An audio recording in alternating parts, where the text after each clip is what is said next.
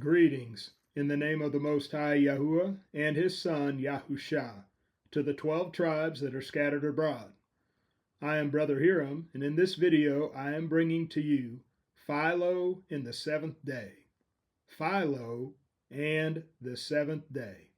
So let's go. Who was Philo?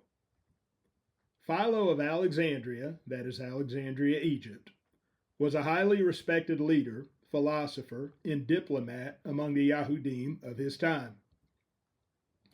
In 40 CE, he led a delegation to Emperor Caligula to represent the Alexandrian Yahudim following violent riots advocating against the forced placement of statues in synagogues.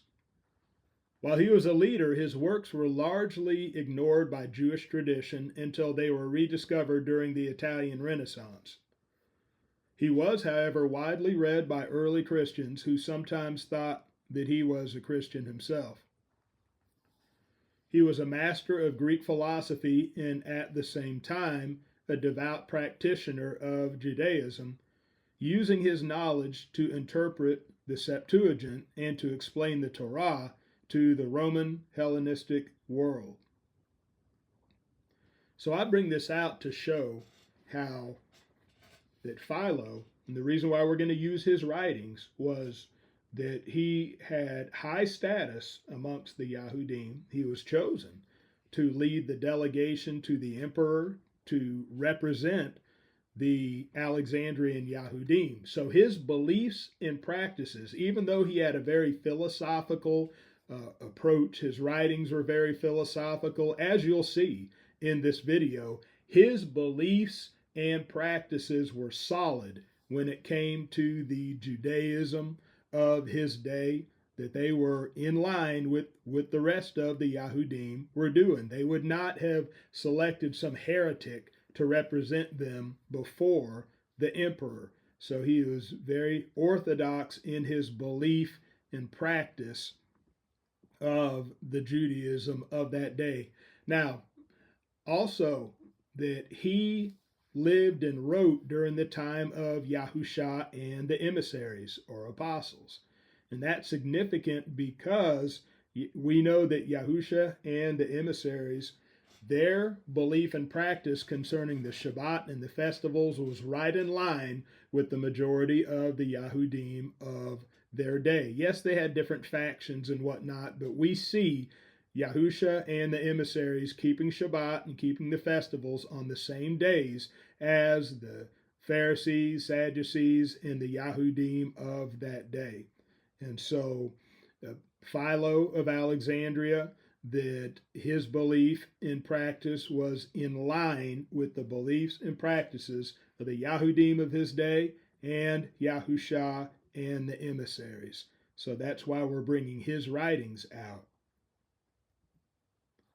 Now, this statement is going to be the central statement of this video. And the reason why is because it is the most definitive statement that he made regarding how the Yahudim kept Shabbat in his day. So this would be during the time of Yahusha and the emissaries, which was during his day as well, except he was in Alexandria, Egypt. He wasn't in the land at that time. So I'm going to read it. The fourth commandment has reference to the sacred seventh day, that it may be passed in a sacred and set-apart manner. Now some states keep the set-apart festival only once in the month, counting from the new moon, as a day sacred to Elohim. But the nation of the Yahudim keep every seventh day regularly after each interval of 6 days. So that's from the Decalogue 20, and that's section 96, emphasis mine. This by itself is an ambiguous statement. However, if we break it down piece by piece, we will get a better understanding of what Philo is saying here. Now, when I say ambiguous, I mean it could go either way. Now, the Talmudic Jewish manner of looking at this would be that he's saying keep every seventh day regularly after each interval of 6 days. So that means just perpetual. a mathematical seventh day, all the way back to creation and forward into infinity. However, the lunar interpretation of this would be that he's saying keep every seventh day regularly after each interval of 6 days, counting from each new moon. And so, which is it? And so it could go either way just by looking at this alone. However, we're going to do two things in this video. We're going to break this down piece by piece, number one. And then number two, we're going to look at other statements that Philo made that we may keep this statement here in context. Keep it within the context of everything else that he said about the Shabbat. And then that way we can get a better understanding of what he meant by this statement. Now, when he said passed in a sacred and set apart manner, in order to keep it after this manner, it must be kept correctly, and that includes keeping it on the correct day. Now he says some states keep the set apart festival. So by this we know that these states are keeping the Shabbat and not some other day of their own. Okay, he is acknowledging they are keeping Shabbat. They are keeping the set apart festival. But they're keeping it only once in the month. Now you see that I emphasize only, and I'm going to tell you why. I put it in all caps, I underlined it. Philo could have said they keep it once in the month. But by him saying that they keep it only once in the month, he implies that it should be kept more than once in the month.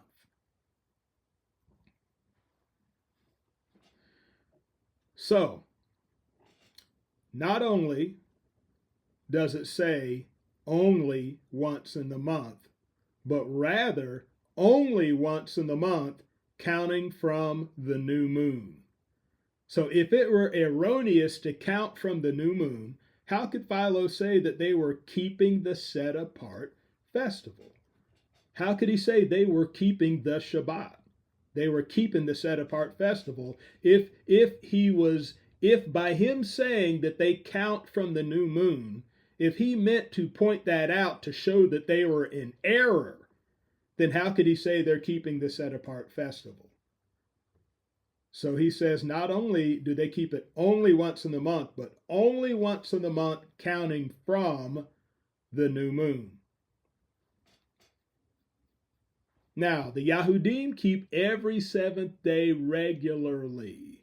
So here's the $1 million question. This is the $1 million question that we want to answer in this video. And that is, does he mean every seventh day in the month, counting from the new moon, or every seventh day perpetually? Which is he talking about?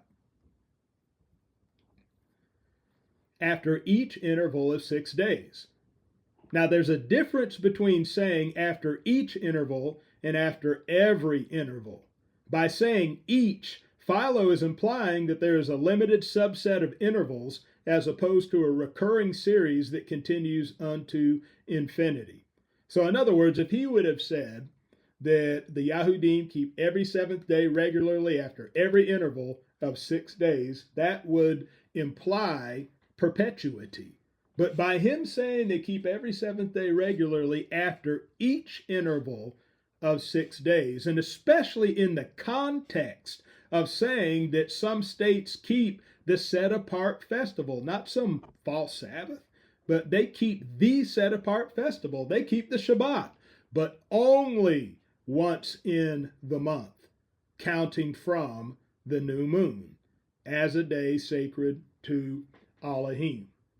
So within that context now, and then him saying after each interval of 6 days, that implies limitation. That implies that there is a limited number of intervals of the limited number of 6-day intervals that the Shabbat follows after. So that breakdown may not convince you, so we're going to go further. Now, what we want in this video, all right, that We do not want Pharisaical Talmudic Judaism to interpret Philo for us. Okay, nor do we want lunar Sabbatarianism to interpret Philo for us. Okay, we don't want any modern man to try to interpret Philo for us. The best person to interpret Philo is Philo himself. So what we're going to do is we're going to let Philo interpret Philo. There is one principle of reason by which the moon waxes and wanes in equal intervals, both as it increases and decreases in illumination. The 7 lambs, because it receives the perfect shapes in periods of 7 days.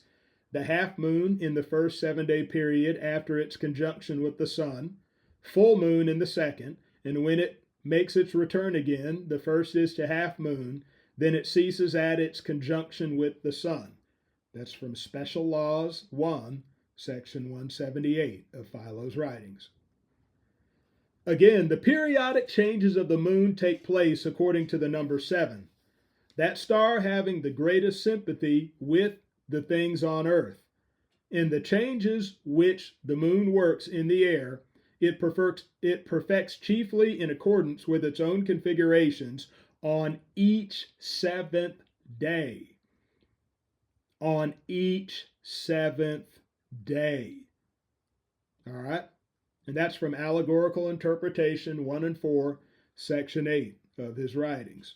So again, he said that basically the changes of the phases of the moon is what he's talking about here. But they change in accordance with its own configurations on each 7th day. On each 7th day. Remember that. For it is said in the scripture, on the 10th day of this month, let each of them take a sheep according to his house, in order that from the 10th there may be consecrated to the 10th, that is to Yahuwah, the sacrifices which have been preserved in the soul, which is illuminated in 2 portions out of 3, until it is entirely changed in every part and becomes a heavenly brilliancy like a full moon at the height of its increase at the end of the 2nd week. So at the end of the 2nd week. So we see with these 3 statements that Philo acknowledges that the phases of the moon, that there are 7 days between them, between the phases of the moon, and keeping in mind that the moon phases in his day were the same as the moon phases in our day. And so actually it's 7.38, and so that's why they're not absolutely perfect. But at the same time, it's roughly 7 days. So there's 7 days between the phases, and they change and they perfect on each 7th day, like he said. And so the full moon, it talks about it's at the height of its increase, which is on the 15th day of the month is when the full moon does that, at the end of the 2nd week. So not only does he say on each 7th day that the phases change, but he says at the end of the 2nd week we get the full moon. So what is he talking about? When he said week, is he talking about the same thing we talk about in modern American society? When we say week, is this week in accord with the Greco-Roman paradigm that we have been raised with? When we were taught about the week, what is he talking about at the end of the 2nd week? So let's go further and see. All right, we're going to look at an additional witness of lunar weeks by Clement of Alexandria. Now, Alexandria, same location, but Clement was a believer in Yahusha. And he was a convert, so he was a Gentile convert, but he was born in Athens, but he ended up in Alexandria, and he was a contemporary of the church fathers. In fact, he was Origen. Origen is one of the more prominent of the so-called early church fathers, and I believe that he was a teacher of Origen. Now, Clement, like Philo, that he was a Greek philosopher as well, that he would parallel Greek philosophy with his belief in Yahusha. And so he was part of that Alexandria school where they did that type of thing. And so we see that he lived in the same place. He came later now. He came in the 2nd century. And so he came later than Philo, but he was of the same persuasion when it came to having a biblical belief, but also a Greek philosophical belief. And so this is what Clement is saying here. He said, and in periods of 7 days, the moon undergoes its changes. In the first week, she becomes half moon. In the second, full moon. In the third, in her wane, again, half moon. And in the fourth, she disappears. So this is from the Stromata, Book 4, Chapter 16 of Clement of Alexandria's writing. And it's under the section of the fourth commandment. So interesting that he put this under the fourth commandment, because what's the fourth commandment? Shabbat. And so here he bears witness to lunar weeks. He talks about the phases of the moon coming in on the end of each week. First week she becomes half moon, second full moon, third waning half moon, fourth she disappears. And so combining this with what Philo said about the full moon at the end of the second week, then we see that they're talking about lunar weeks. They're not talking about solar weeks. They're not talking about Roman calendar weeks. They're talking about lunar weeks.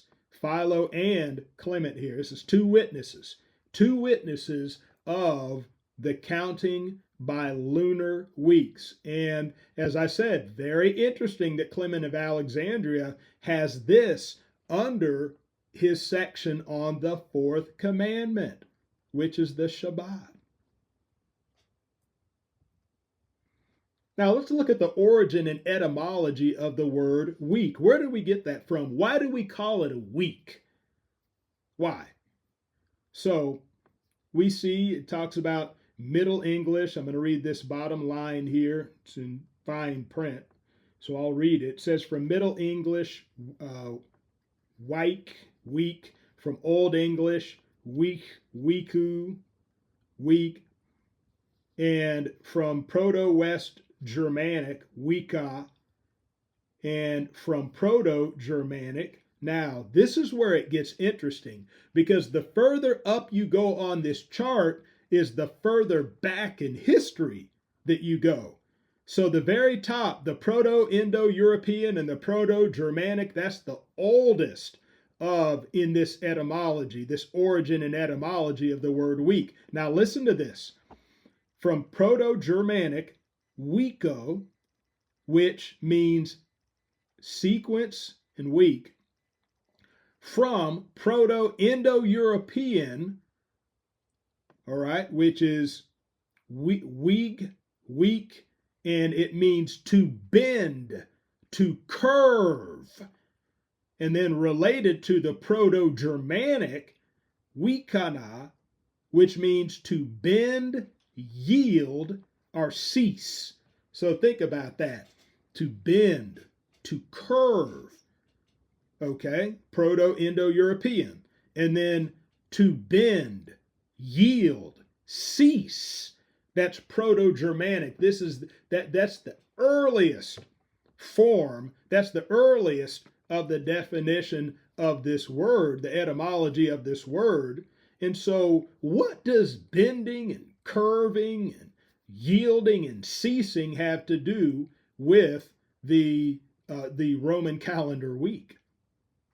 So there's no real connection there. But when you want to talk about the phases of the moon, then it starts to make sense. You see, the bending, the curving, yeah, and especially yield and cease, because that's what's characteristic characteristic of the phases of the moon is that the moon is advancing and then it comes to a stop at the waxing half moon, and then it advances again and then comes to a stop at the full moon, and then advances again and comes to a stop at the waning half moon. So we see the bending, the curving, the yielding, the ceasing. We see that in the phases of the moon.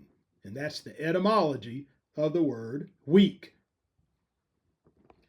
Now, back to this statement here. Okay, we're back to the main statement that we're trying to get an understanding of in this video. What did Philo mean when he said the nation of the Yahudim keep every seventh day regularly after each interval of 6 days?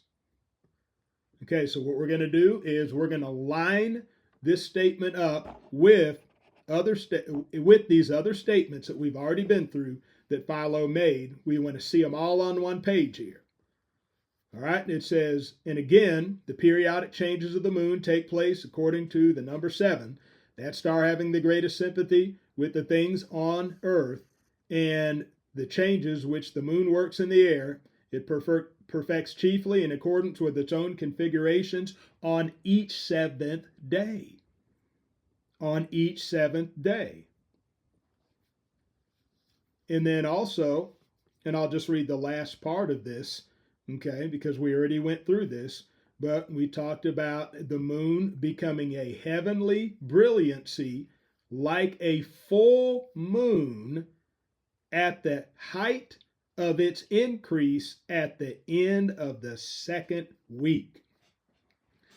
Okay, so we see that Philo is talking about lunar weeks.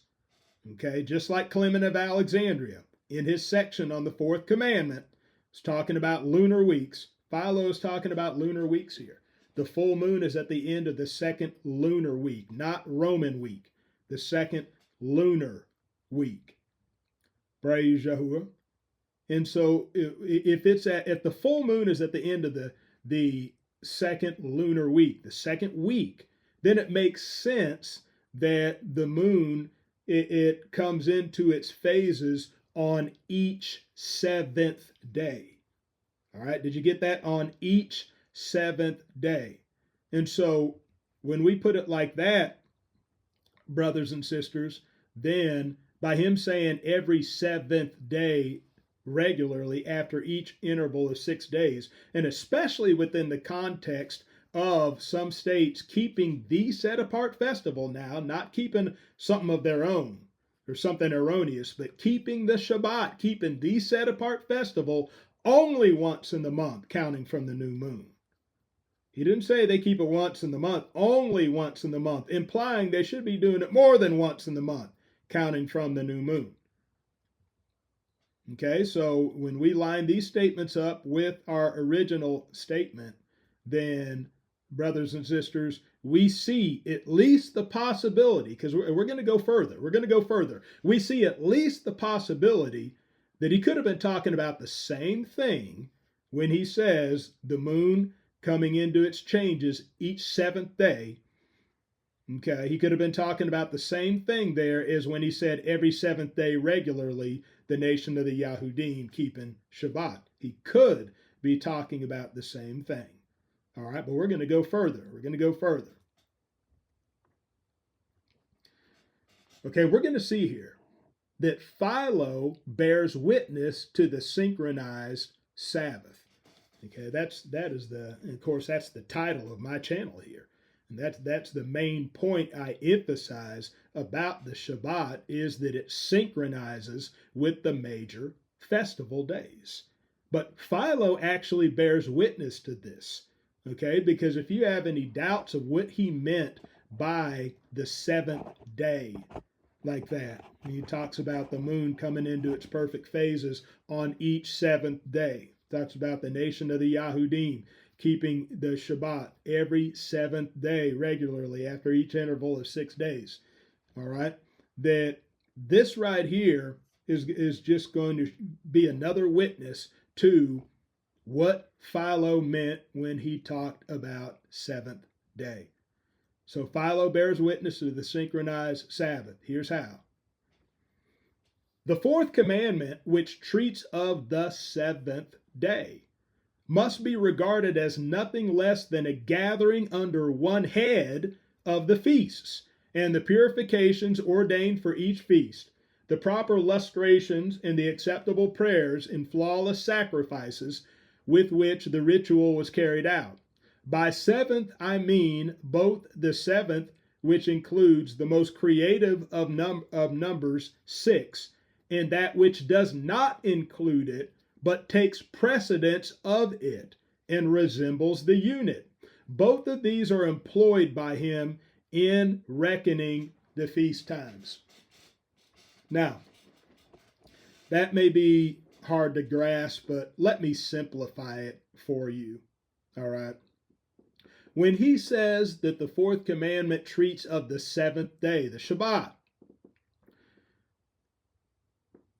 that it's nothing less than a gathering under one head of the feast. Well, what is the head of the feasts? When you talk about something being a head, it's like Rosh Chodesh.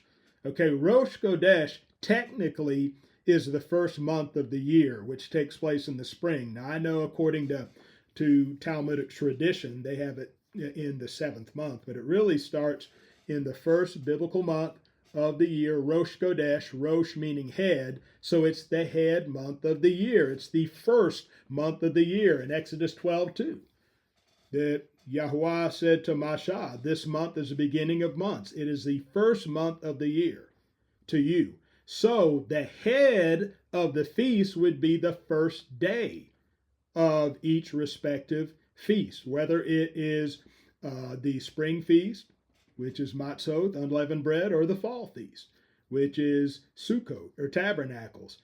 The gathering under one head of the feasts. In the purifications ordained for each feast, the proper lustrations, the acceptable prayers, flawless sacrifices, with which the ritual is carried out. By 7th, I mean the 7th. Now catch this here. Okay, we already see that the 7th day, all right, the Shabbat, it's nothing less than a gathering under one head of the feast, the beginning, the first day of each of the major feasts, the 15th day of the month. Now watch this. By the 7th, I mean both the 7th, which includes the most creative numbers, 6. Okay, so the 7th, which includes the 6 days. All right, remember he said after each interval of 6 days. So the 7th, which includes the interval of 6 days. All right, now that would be talking about the last day of each of the festivals. That would be talking about not the last day of each of the festivals, okay, but it would talk about the what's called the solemn assembly of the 7th month feast, Tabernacles, Sukkot, which is the 8th day. All right, but there's also an 8th day solemn assembly in the festival of Matzot. All right, and it talks about that in Deuteronomy 16:8. And so there's a Shabbat that closes out. There's a 7th day Sabbath that closes out both of the major festivals. You have the 7th day festival, and then you have the Shabbat that closes it out, okay, after each 7-day festival. So that's what he's talking about when he says that by 7th, the one that includes the creative number of 6. In other words, it includes the 6 days that come before it. Okay, so you have a Sabbath there, but also, look at this, that which does not include it, but takes precedence of it. So you have a Sabbath that takes precedence of the 6 days and then the Sabbath that comes after. Okay? And look at this. It said, and resembles the unit. Both of these Sabbaths, both of these 7th days, both of these are employed by him in reckoning the feast times. Okay? So, brothers and sisters, the only way that two Shabbats, the only way that two Sabbaths can be in reckoning, can be employed by Yah in reckoning the feast times, would be like he's laying it out here. The first Shabbat is the gathering under one head of the feast. The first Shabbat heads the feast up, which would be on the 15th day of the month, and then it would close each feast out on the day after the 7th day of each feast with the 7th day Shabbat. It only makes sense. The pilgrims would come to the pilgrim feast. They would come for unleavened bread or tabernacles. They would keep each respective festival 7 days, and then they would keep the 7th day Shabbat the next day and then go home. That's how it went. Both of these are employed by him in reckoning the feast times. So, brothers and sisters, this would not work on a perpetual count to Shabbat. You would have a Shabbat hitting right in the middle of the feast week, and then you would have the next one coming a few days after the feast ends. And so this would not be true of a perpetual count to Shabbat, because both of these Sabbaths, both of these 7th days must be employed in reckoning the feast days, and the first one has to be at the head of the feasts. So this is talking about the 22nd, the 15th and the 22nd of the month, like that. That's why we emphasize the lunar dates, 8th, 15th, 22nd, 29th, because the middle numbers, the 15th and the 22nd, that talks about exactly what Philo's talking about here.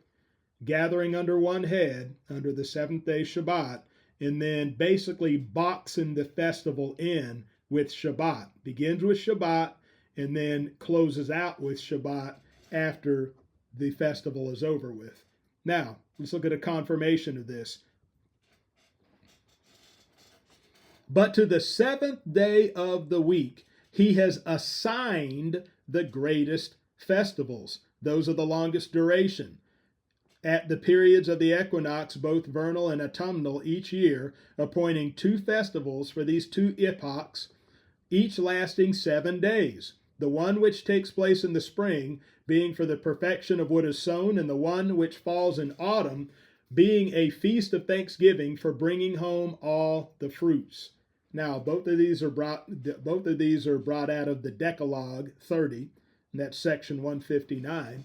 And so this just confirms what he said in the first statement, that he has assigned to the 7th day of the week the greatest festivals. In other words, the 7th day of the week, the Shabbat, heads up the greatest festivals. It heads up. It begins on the 15th day of each respective festival month. It heads up, it begins the greatest festivals on the 15th. The 7th day Shabbat does that. This is exactly what Philo is saying here in these 2 statements. So in doing so, he's bearing witness to the synchronized Sabbath. So you may say to yourself at this point, well, that's fine. You want to bring this out about Philo and bearing witness to the synchronized Sabbath, but I want to see it in the Bible. All right, because if I see it in the Bible, then I'll know that it's true. Well, let's roll. A biblical example of Philo's synchronized Sabbath. So if you want to see how this actually plays out in the scriptures and the writings in the Bible itself, then here we go. Festival of Sukkot, or Tabernacles. And on the last great of the festival, it says day, all right, but the text doesn't actually say that. Yahusha stood and cried out, saying, if anyone thirsts, let him come to me, and let him who believes in me drink.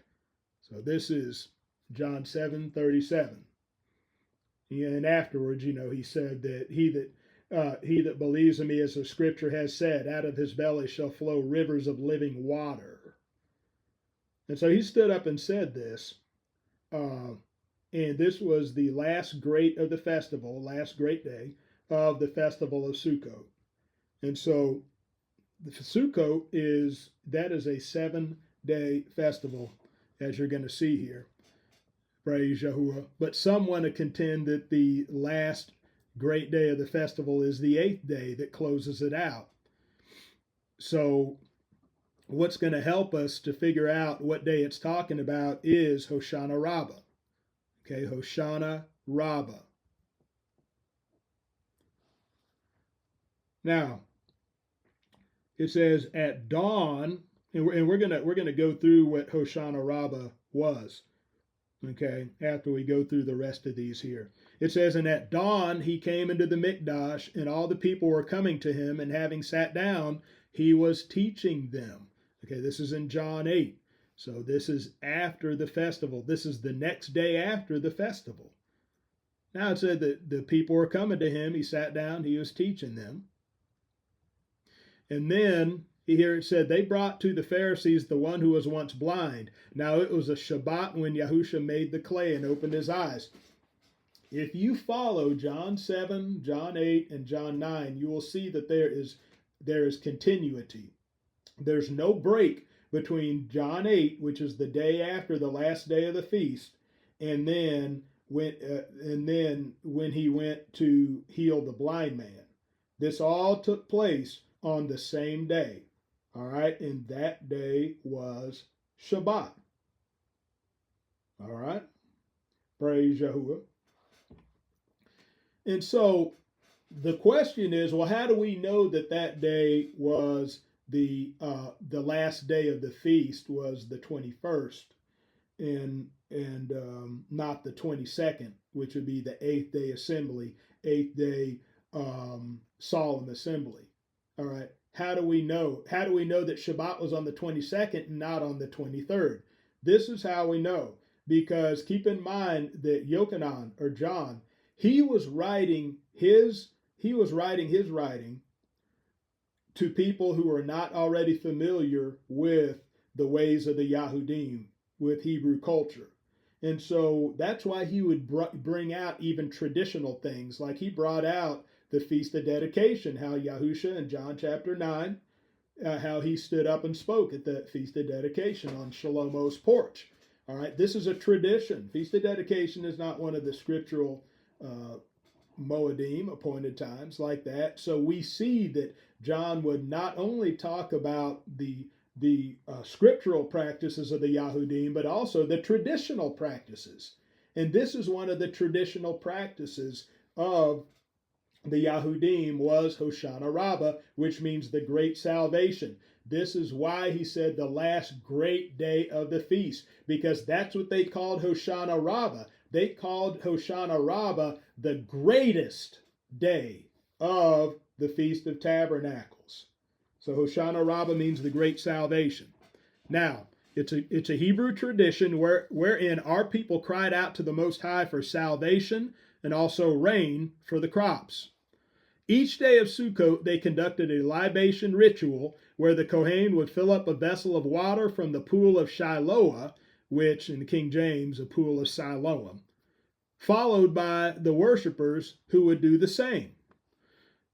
For the first 6 days, they engaged in a procession where they brought the water back through the water gate to the temple, and circled the altar once and then poured water upon it. On the 7th day, they circled it 7 times and poured water on it in remembrance of the Jericho march. Now, the water gate is actually listed in the scripture, and this would be like in Nehemiah and perhaps Ezra, but it's definitely after our people came back from the Babylonian captivity. Now, it doesn't mention in the scriptures the water gate in connection with Hoshana Rabbah, but it does mention the water gate. And so they would bring the water back through the water gate to the temple, and then they would pour the water on the altar.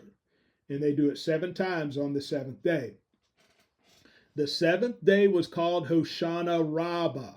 All right, this is the 7th day of the feast, and was considered the grand finale in the greatest day of Sukkot. It was filled with praise and great rejoicing as they chanted Yeshayahu chapter 12, verse 3, which says, with joy you shall draw water out of the wells of salvation, and some of the Psalms. The 8th day was called Shemini Eretz and was called a solemn assembly.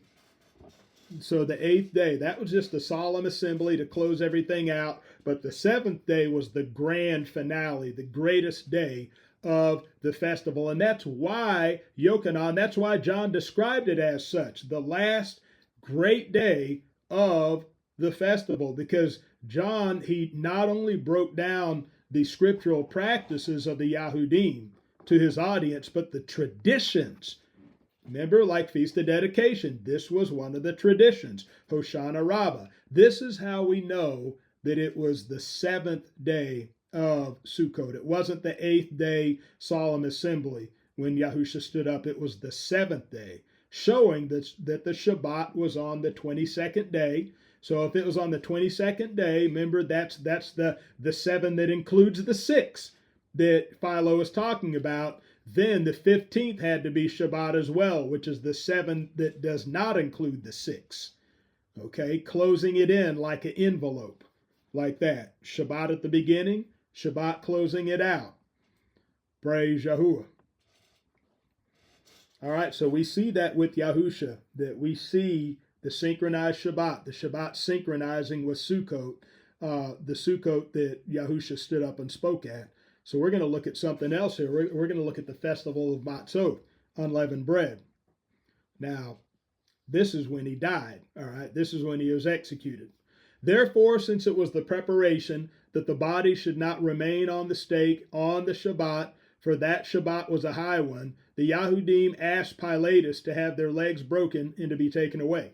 So that's Yochanan chapter 19, verse 31. Note, the word high here means great. There is no high Shabbat connected to the festival of Matzot, or unleavened bread. You can look all throughout the Hebrew scriptures. Never will you see the term Shabbat connected, or high Shabbat connected to the first and last day of unleavened bread. They're called set-apart convocations, but they're never called high Shabbat. In fact, the only time you see the word Shabbat, it's actually Shabbathon.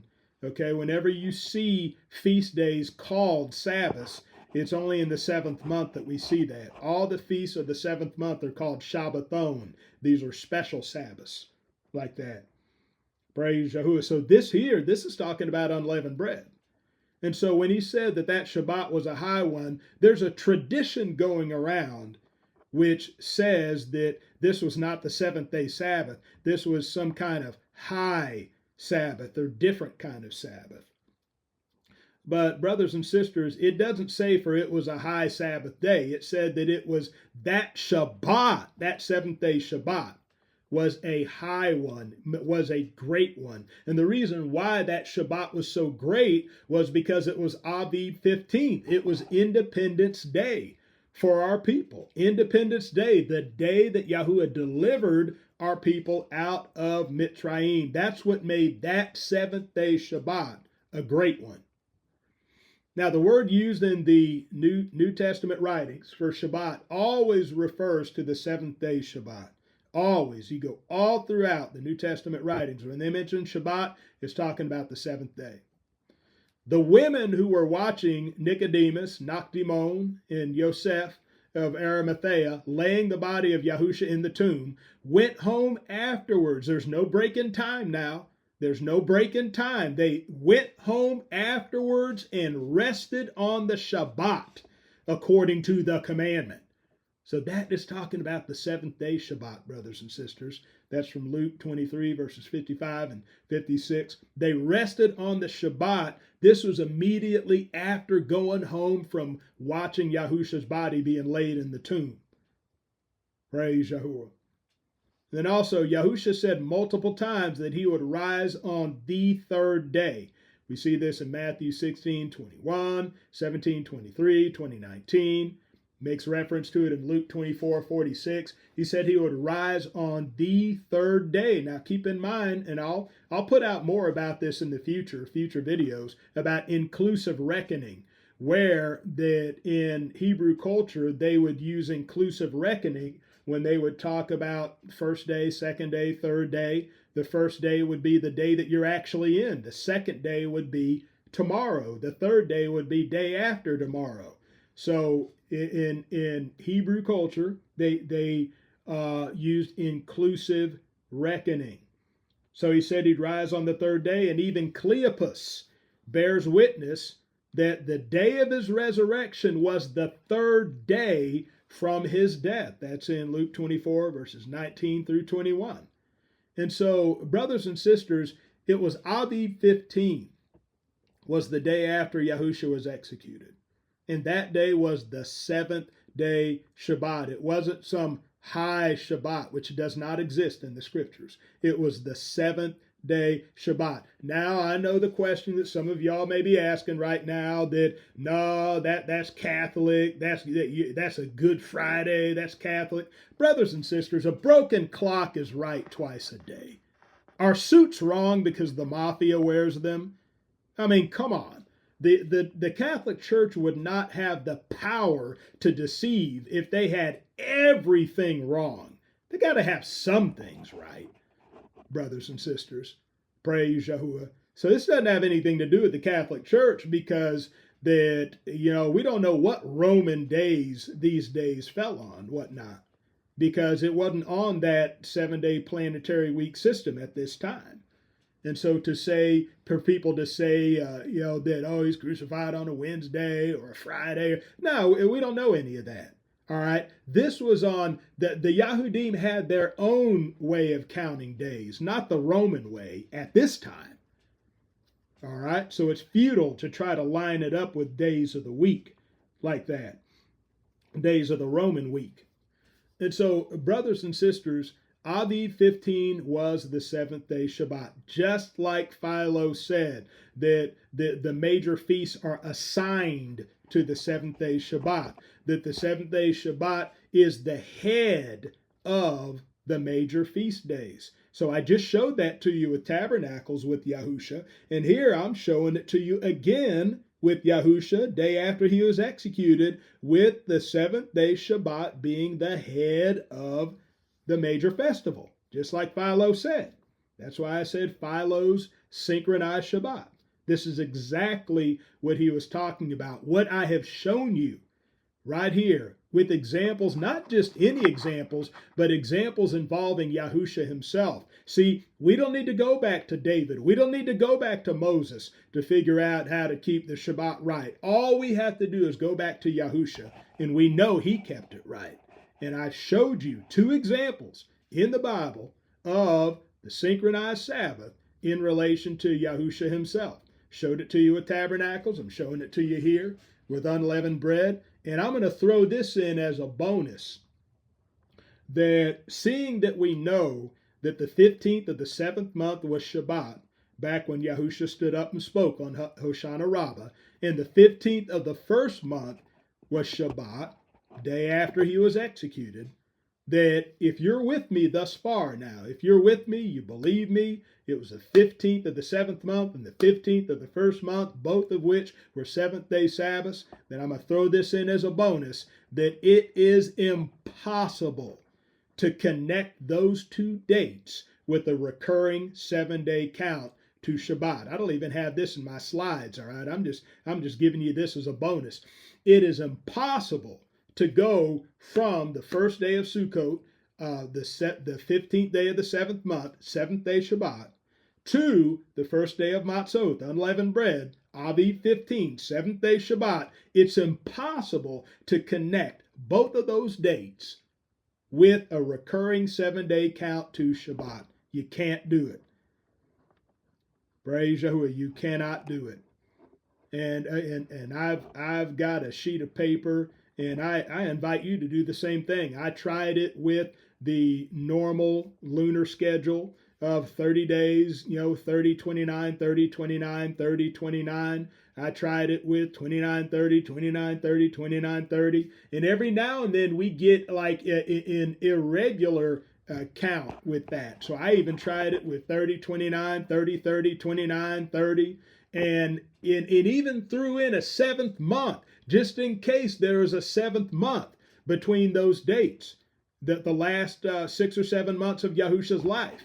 Even with the 7th month included, and you try all combinations of how the moon works like that, you cannot connect those 2 dates with a recurring 7th day count to Shabbat. The only way that Shabbat would have fell on the first day of Sukkot, that Sukkot that Yahusha stood up and spoke, and to fall on the first day of unleavened bread, the day after he was executed, was if you count it from the new moon, if you observe it as a synchronized Shabbat, counting it from the new moon. That's the only way that both of those days could have been Shabbat. So get a piece of paper, try it yourself. All right, and you'll find that what I'm saying to you is true. So this is a biblical example of Philo's synchronized Shabbat. All right, brothers and sisters, so here we are again. This is the main scripture. All right, they're not scripture, but this is the main statement. This is the main statement from Philo that we're working from here, because the goal in this video has been to figure out, what did he mean when he said every seventh day regularly after each interval of 6 days? Did he mean perpetual 7-day count to Shabbat, or did he mean that counting from the new moon? Whereas some states only do it once in the month, this is every 7th day regularly after each interval of 6 days, counting from the new moon. Which did he mean? That's been the whole aim of this video. So what we're going to do to wrap this up, brothers and sisters, is that we're going to line up with Philo's own statements now, letting Philo interpret Philo. We're going to line up his statements about the 7th day, about weeks, and about the festivals. We're going to line them up here with this statement, and we're going to let Philo interpret Philo. Here we go. In the changes of which the moon works in the air, it perfects chiefly in accordance with its own configurations on each 7th day. Right? Now I'm just taking pieces from it too. I'm taking the relevant pieces from each of those full statements. It becomes a heavenly brilliancy like a full moon at the height of its increase at the end of the 2nd week.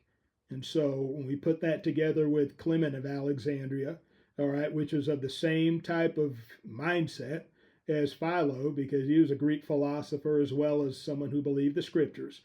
All right, we see that both Clement and Philo acknowledge lunar weeks. And so he talks about the full moon at the height of its increase at the end of the 2nd week. The 4th commandment, which treats of the 7th day, must be regarded as nothing less than a gathering under one head of the feast. And we already talked about what it means by the head of the feast, the first day of the feasts, and that being the 7th day Shabbat. And if that is the case, then that would occur on the 15th day of each feast's respective month, which would be at the full moon, which would be at the end of the 2nd week, with the moon coming in on its phases every 7th day. And then lastly, but to the 7th day of the week he has assigned the greatest festivals. What does he mean by he has assigned the greatest festivals? That he has assigned the greatest festivals to gather the greatest festivals under one head, which is the 7th day Shabbat. Praise Yahuwah. And so, seeing that this is what Philo spoke elsewhere about the 7th day, about lunar weeks, about the festivals, about the relationship of the 7th day Shabbat with the festivals, now we can read our main statement one more time and know what he was talking about, letting Philo interpret Philo. The 4th commandment has a reference to the sacred 7th day, that it may be passed in a sacred and set-apart manner. Now, some states keep the set-apart festival. They keep the Shabbat only once in the month, counting from the new moon, as a day sacred to Elohim, only. But the nation of the Yahudim keep every 7th day regularly after each interval of 6 days. So brothers and sisters, when you put all of this together, we see that the 7th day that Philo is talking about is the seventh day of the lunar week, not of the Roman week, but of the lunar week, with the full moon being at the end of the second week, okay, in which with the phases coming in each seventh day, and with the seventh day being the head of the major feast days, when he said every seventh day regularly after each interval of 6 days, brothers and sisters, he means counting from the new moon. By his own words, counting from the new moon. He's talking about the synchronized Sabbath, brothers and sisters. Praise Yahuwah. So with that, I will say, Shalom.